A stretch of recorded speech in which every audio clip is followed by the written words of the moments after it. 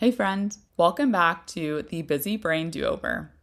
Today we're going to figure out which kind of busy brain you have. Because let's face it, most of us are busy-brained, and that's not a bad thing. I'm Candace, and I'm going to walk you through 3 types of busy brains. Here's the truth. Not all busy looks the same. Some of us look calm, but are actually crumbling inside. Some of us are running on fumes and wondering why we are so tired. And some of us can't stop saying yes, even though we are barely keeping up.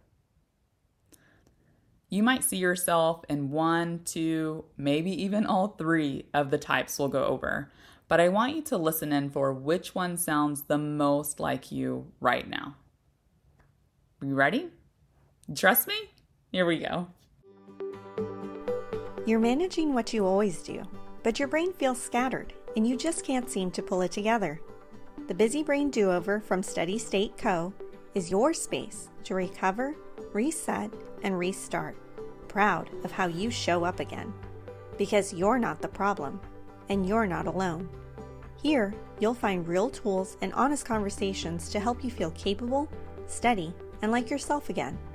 Here's your host, Candace David, a fellow busy brain who believes life doesn't have to run perfectly to run well.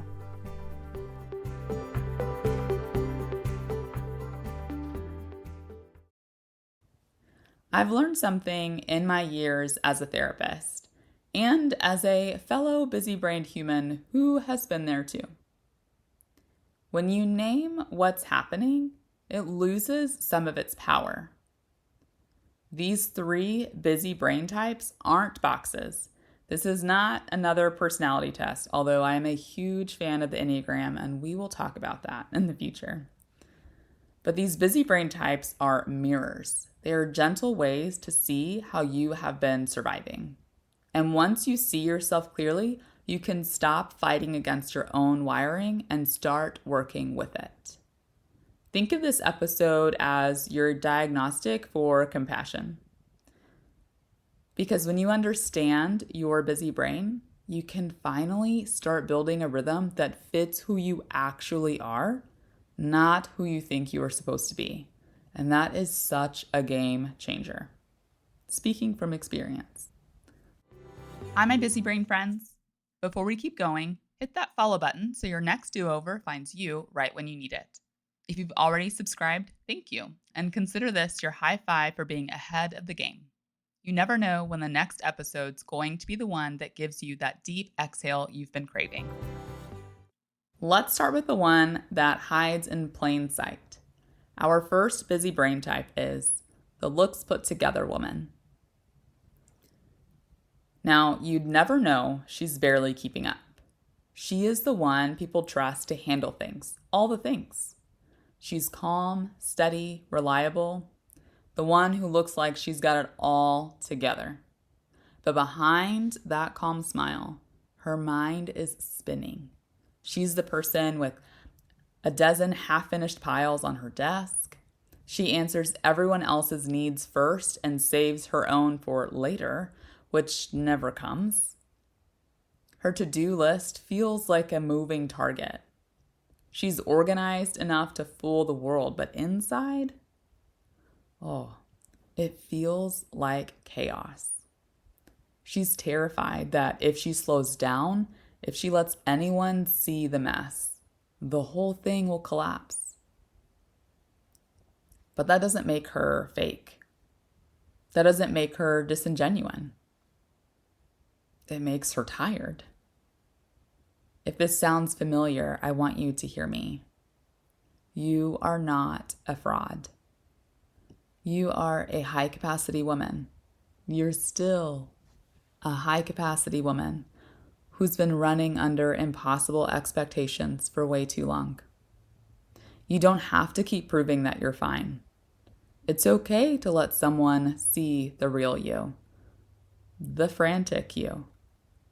And maybe this week, you notice how much of your energy is going into looking fine instead of actually feeling like yourself.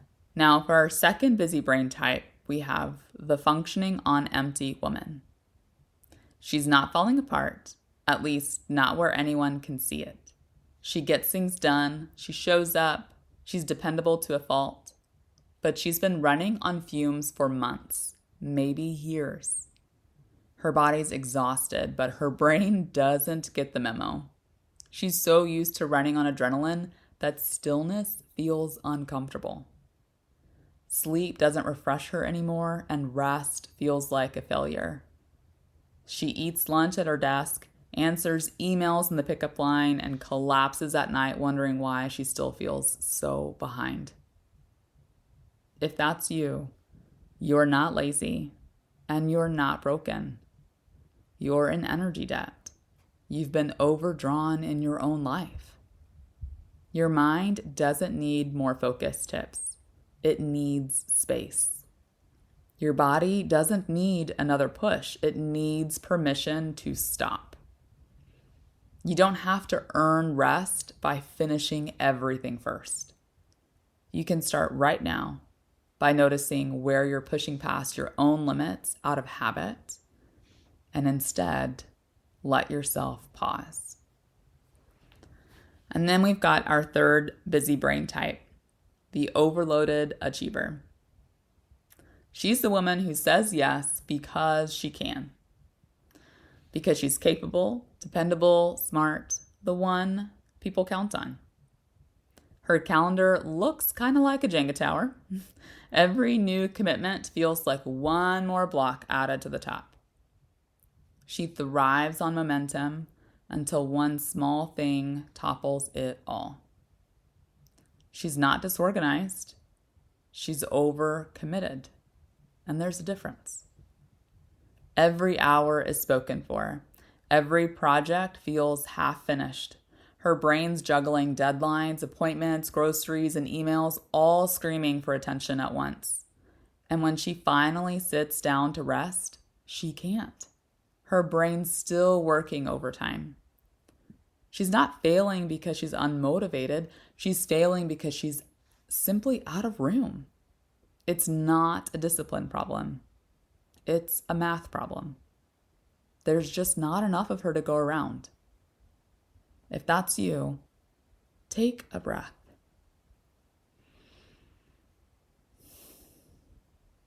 You don't need to try harder. You need to build back your margins. You can still be the ambitious, capable woman you are, and not at the expense of your peace. Maybe you recognized yourself in one of these three busy brain types. Or maybe, like most of us, or like myself, you saw pieces of yourself in all three. The common thread? Every busy brain is trying so hard to prove something, to keep up, to stay needed, to feel worthy. But underneath all that effort is the brain and body that's begging for a different rhythm. You don't need to shrink your dreams or stop caring. You do need to stop expecting yourself to run at full speed forever. You deserve a pace that lets you breathe. You're allowed to live a life like that. Here's your do-over for the week. Take 5 quiet minutes. No phone, no music, no distractions. Ask yourself, which busy brain am I living in right now? You can even write it down. I would encourage you to. It'll help your brain remember. I'm the looks put together woman who's spinning behind the scenes. Or maybe I'm the functioning on empty woman who hasn't stopped to breathe. Or I'm the overloaded achiever who's out of room to think. Whatever fits. Don't fix it yet, just name it. Because awareness is always the first do-over. Once you can see it, you can start to shift it.